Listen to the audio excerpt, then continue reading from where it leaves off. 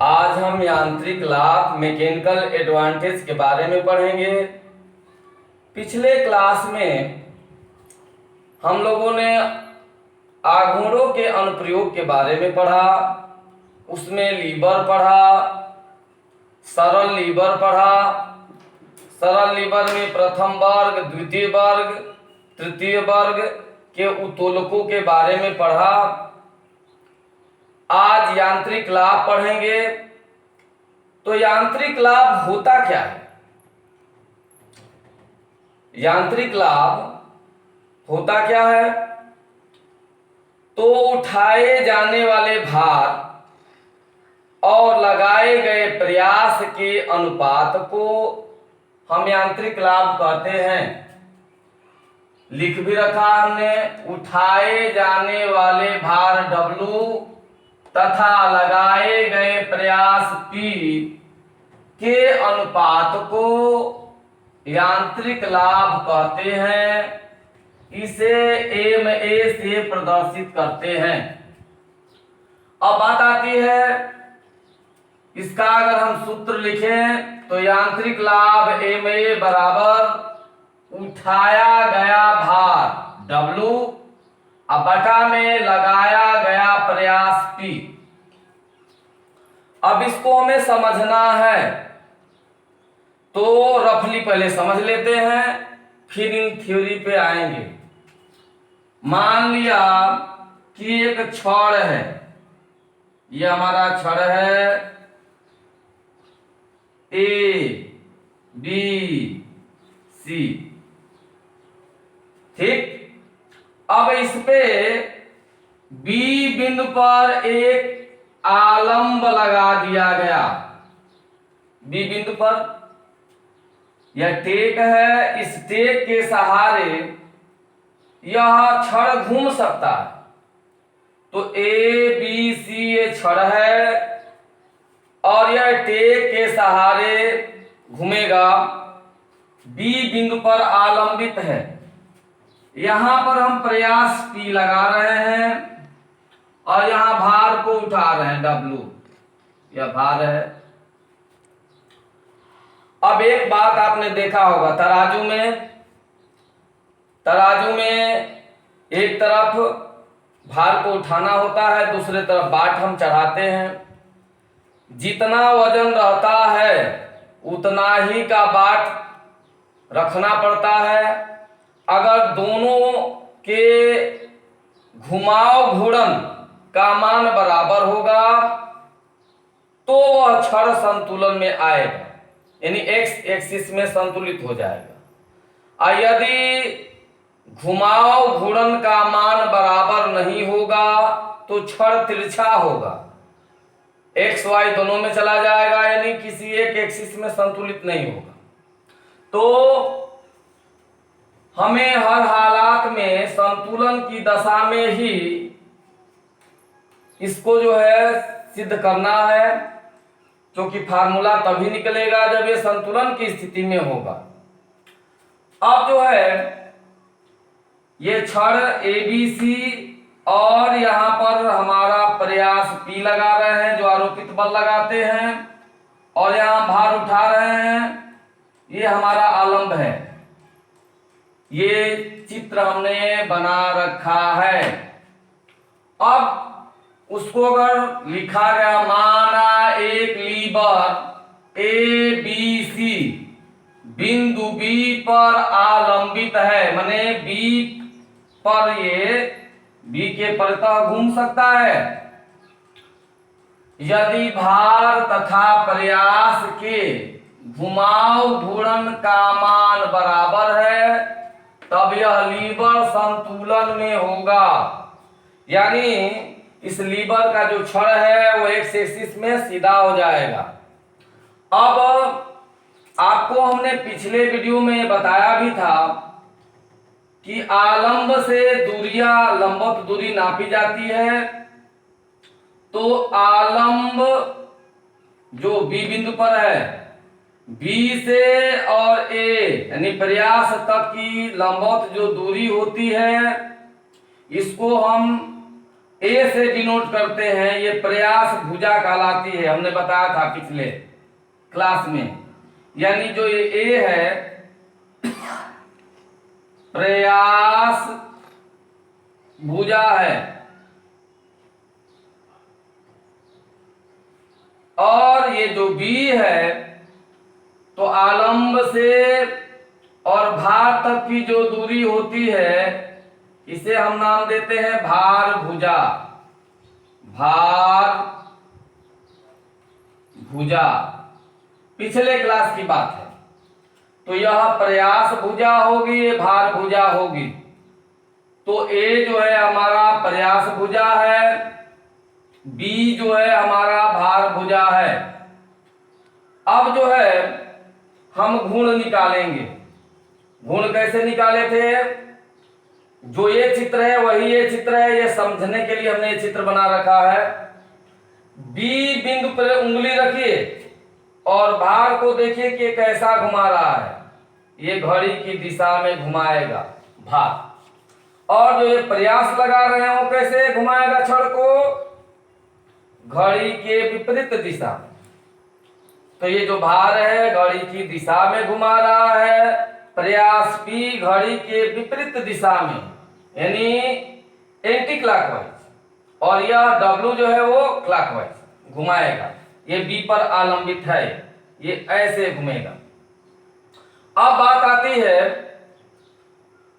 कि अगर हम जो है आपको बताए थे चिन्ह परिपाटी के बारे में कि अगर हम घड़ी की दिशा वाले को जो गुण है उसको पॉजिटिव मानेंगे तो घड़ी के विपरीत दिशा यानी एंटी क्लॉकवाइज वाले को हम नेगेटिव मानेंगे। अब हम इस डेरिवेशन में क्लॉकवाइज को ही पॉजिटिव मानेंगे और एंटी क्लॉकवाइज को नेगेटिव मान रहे हैं। अब हल करते हैं।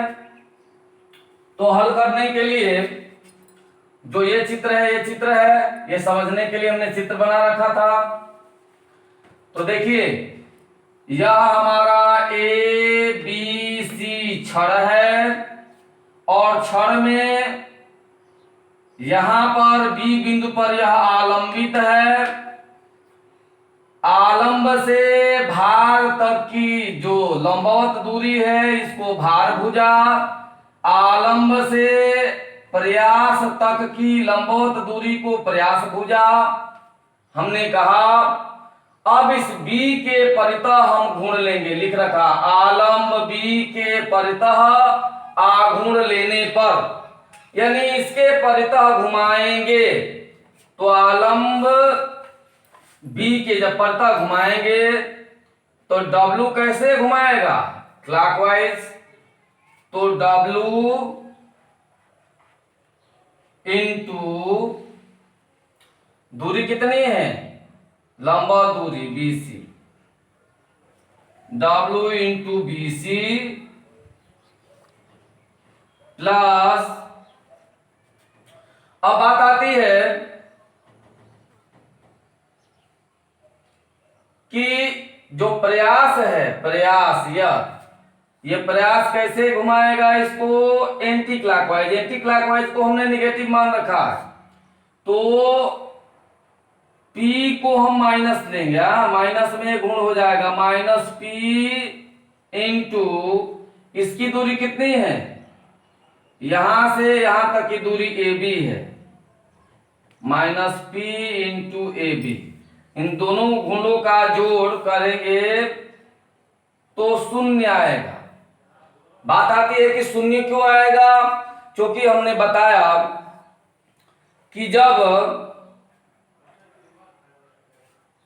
घुमाव घूर्ण का मान यानी घुमाव घूर्णन का मान प्रयास का और भार का बराबर आएगा तो लीवर संतुलन की स्थिति में होगा, और संतुलन की स्थिति में घुमाव घूर्णन का जोड़ करेंगे, योग करेंगे तो वह शून्य होगा।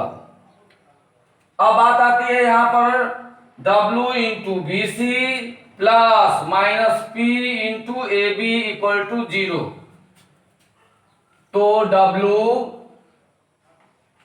इंटू BC का मान स्मॉल b है, प्लस और माइनस का गुणा करेंगे तो ये हमारा माइनस हो जाएगा, minus P into A B की जगह पे हमारा जो है क्या है, स्मॉल a है, इक्वल टू लिख देंगे 0।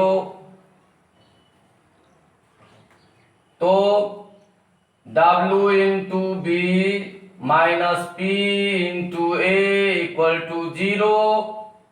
अब पक्षांतर करेंगे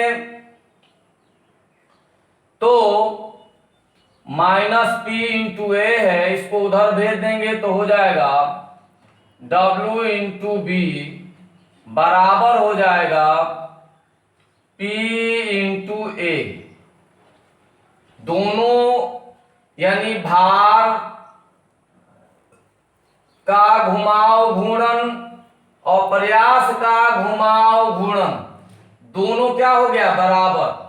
ये क्लियर हो गई। हमने बताया भी था कि दोनों का घुमाव घूर्णन अगर बराबर होगा तो यह लीवर संतुलन की स्थिति में होगा। अब जो है पक्षांतर किया जाए, यहां से देखिए P को हम इधर भेज रहे हैं और जो ये B है इसको हम इधर भेज रहे हैं। तो पक्षांतर करेंगे तो यह P इधर गुणा करा इधर आएगा तो भाग देगा, W अपान P बराबर हो जाएगा क्या, A अपान B की। W अपान P बराबर हो जाएगा A अपान B के, क्योंकि B उधर जाएगा तो इधर गुणा करा उधर जाएगा भाग देगा, A अपान P हो जाएगा। यह P इधर गुणा करा इधर आएगा तो भाग देगा, W अपान P। अतः W अपान P बराबर हो जाएगा A अपान B।